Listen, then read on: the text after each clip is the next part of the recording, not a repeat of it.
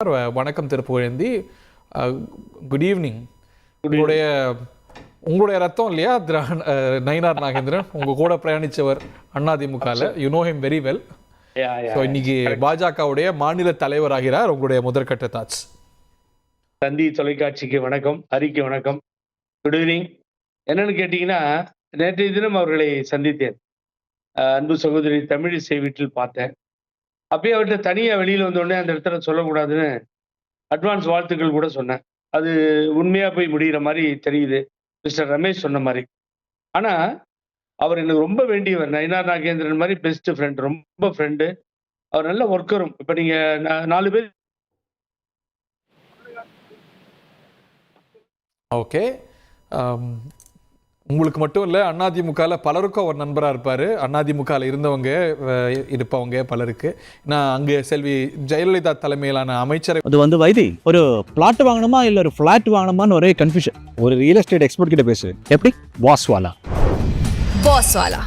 Be the pass கூட திரு நயினார் நாகேந்திரன் பங்காற்றியிருக்கிறார். அவருடைய தேர்வுக்கான பல்வேறு கன்சிடரேஷன்ஸில் அவருடைய பின்புலம், அவருடைய சமூகம், அவர் வரக்கூடிய பகுதி, பாஜக எதை கவனிக்குது, எதுக்கு முன்னுரிமை கொடுக்குது அப்படிங்கிறத பார்க்கணும். திரு அண்ணாமலை கொங்கு மண்டலத்தை சேர்ந்தவர். அதற்கு முன்னதாகவும் கூட திரு எல் முருகன் அவர்கள் இருந்தார். அவரும் கூட கொங்கு பகுதியை சேர்ந்தவர். Thiru Pugazhendhi, I think you with us. உங்களோட கருத்துக்களை தொடர்ந்து சொல்லுங்க. என்னன்னு கேட்டீங்கன்னா, அவரோட ரொம்ப அமைதியானவர், அன்பா பண்ணையார்னு அழைப்பார்கள் அவரை. அவருடைய வேகம் என்னன்னா, ஒரு ஸ்மால் இது சொல்ற லாஸ்ட் அசம்பிளி எலெக்ஷன்ல அங்கே போய் கமலஹாசன் நின்னதால் அங்கே மயூரா ஜெயக்குமார் தோல்வி அடைந்து வானதி சீனிவாசன் அந்த கொஞ்சம் ஓட்டுல ஜெயிச்சாங்க. ஆனா இவர் ஒருத்தர் அவருடைய சொந்த முயற்சியாலையும் அதிமுக இருந்ததாலையும் அவர் அந்த தொகுதியில ஈஸியா வெற்றி பெற முடிந்தது. கம்பேரிட்டிவ் 4, இது அவுட் ஆஃப் 3.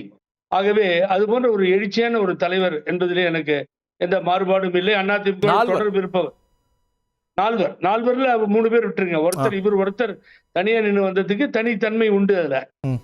ஆனா பிஜேபி அவங்களுடைய கட்சி செலக்ஷன் இப்ப என்ன இருக்காரு, நீங்க நம்ப மாட்டீங்க நான் சொன்னா. இந்த பெட் கட்ட ஆரம்பிச்சிட்டாங்க. அண்ணாமலையை மாத்துவாங்களா இல்லையா அப்படின்னு தமிழ்நாடு பூரா அந்த அளவுக்கு இது ஒரு பெரிய செய்தியா போயிட்டு இருக்கு. ஆனா ஒரு பெரிய ரமேஷ் சொன்ன மாதிரி இதுல ஒரு மைனஸ் பாயிண்ட் இருக்கு. மக்கள் மத்தியில, அந்த பிஜேபியினுடைய ஆதரவாளர்கள் மத்தியில அண்ணாமலையை மாற்றக்கூடாது, அவர் இருந்ததாலதான் இந்த பிஜேபி ஒரு எழுச்சியா தெரிஞ்சது. எல்லாருக்கும் வேகமா பேசுறது, போறது, பேட்டி கொடுக்கறது இப்படி எல்லாம் இருந்துச்சு. ஆனா அதுல ஒரு பெரிய மாற்றம் வரும் அப்படின்னு